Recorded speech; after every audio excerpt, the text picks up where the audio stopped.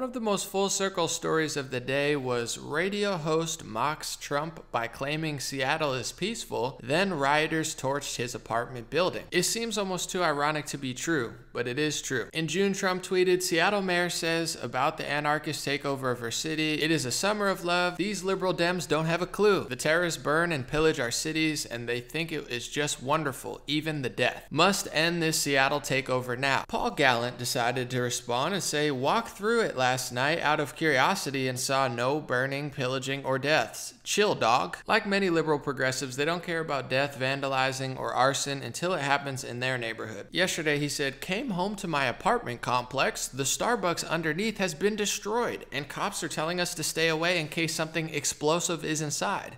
Great job, assholes. I feel like I need to buy a firearm because clearly this is going to keep happening. Enough is enough. It looks like a block party down the street from me. Really angry right now." You could only hope that somebody like this learned their lesson. Thousands of people tried to bring it to their attention and laugh at him, but of course he didn't learn his lesson. He decided to respond, "Woke up to a bunch of people tweeting 'chill dog' at me. I laughed. I stand by what I originally said 5 weeks ago. Chaz, chop, whatever didn't seem as bad as portrayed by those outside of it. I walked through it a few times, then burning and pillaging actually happened. Classic." So he won't admit he was wrong, and he says he walked through Chop and Chaz, and he stands by what he said before, because you know it didn't affect him. But unfortunately, multiple people were murdered inside the Chop Chaz zone, which was an anarchy zone that people just took over in Seattle. Multiple people were shot, multiple people were killed. One of them was this kid, who had just graduated the day before from Seattle's Interagency Academy. The mother of this 19-year-old filed a wrongful death claim against the city, like she should have, because the city just let that entire area got taken over, and goofballs like this guy says, "I stand by what I said. I mean, I went to Chaz and Chop. It wasn't that bad." Maybe he missed the fact that a 16-year-old was also killed and a 14-year-old boy was seriously injured there. But that's the typical liberal progressive media blue check mark on Twitter. As long as it doesn't affect me or my apartment building, I don't see it. Wait, you burned my apartment building? Now I care, but I only care about my apartment building. I don't care about the black kids who got murdered at Chaz or Chop. I'm still gonna lie on Twitter. I'm still gonna say I didn't overreact, and I'm still gonna say Trump was wrong, because it doesn't exist until it exists to me. Could these people get any more disgusting, two-faced, completely hypocritical, completely delusional? Even in the face of truth, they still need to lie. They still need to double down on a lie. Black lives matter. Black people get murdered. Oh, I don't care, because it didn't happen to me. It's repulsive. He has to know he's a liar. This guy's not dumb. Maybe it's his ego, maybe it's his pride. He just doesn't want to admit he was wrong at the expense of multiple people who died. Whatever floats your boat, man. But more and more people are waking up to cowardly deceivers like yourself. And unfortunately, you had to wake up, because once you wake up and the area that you live on is getting burned, it makes it kind of hard to ignore. But I guess you're still lying, so maybe next week you'll tell the truth. Maybe not, though. Speaking of liars who don't want to admit the truth of what's happening in Portland and Seattle, my buddy Fleck Talk somehow ran into Jerry Nadler in Washington, D.C., took this picture, which is absolutely hilarious, and then asked him to condemn the violence, the fires, and the chaos that's going on in these cities. And like this cowardly, completely dishonest radio host, Nadler decided to say it doesn't happen, it's just a Washington, D.C. made-up narrative.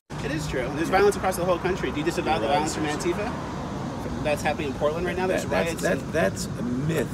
That's being spread only in Washington, D.C. About Antifa in Portland? Yes. Sir, there's videos everywhere online. There's fires and riots. They're throwing fireworks at federal officers. DHS is there.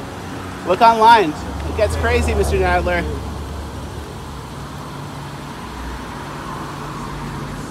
Wow, so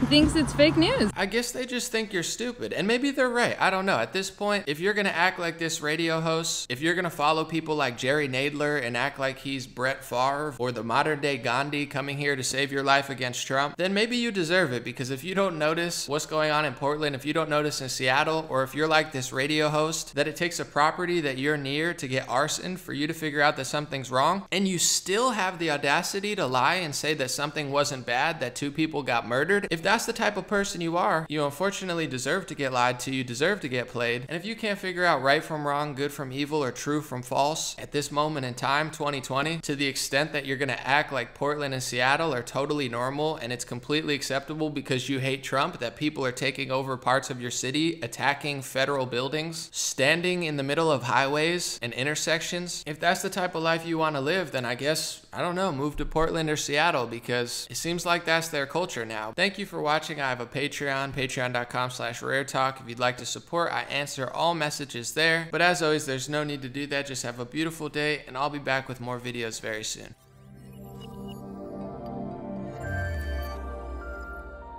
I want to add this to my video real quick because I checked out some of these guys' tweets. He seemed like a really nice guy, and I think he's caught in a bad situation politically and in general.